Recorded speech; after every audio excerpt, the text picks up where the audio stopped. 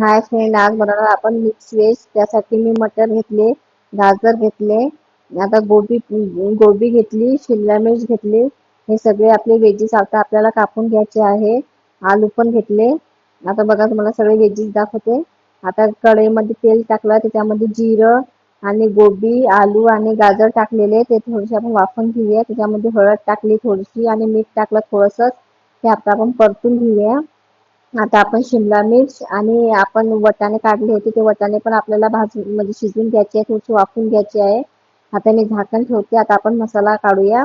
त्यासाठी मी इथे 3 कांदे घेतले, टोमॅटो घेतले 2 आणि लसण अद्रक घेतले आणि कोथिंबीर घेतली.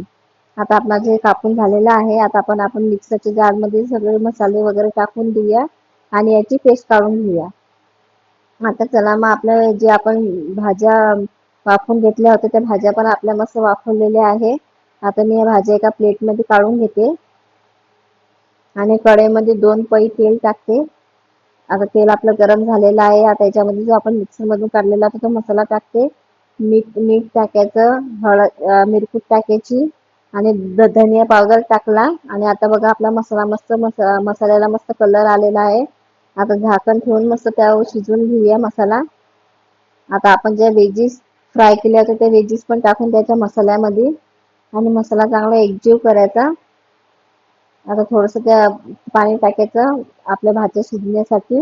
आता झाकण ठेवून बघू शकता तुम्ही भाजीला किती मस्त तेल सुटलेलं आहे. आता याच्यामध्ये मी थोडासा गरम मसाला टाकलेला आहे आणि कस्तुरी मेथी टाकलेली आहे. बघा भाजी मस्त शिजलेली आहे. आता एका प्लेटमध्ये सर्व करून दाखवते. तुम्हाला व्हिडिओ आवडला असेल तर व्हिडिओला लाईक आणि चॅनलला सबस्क्राईब करा.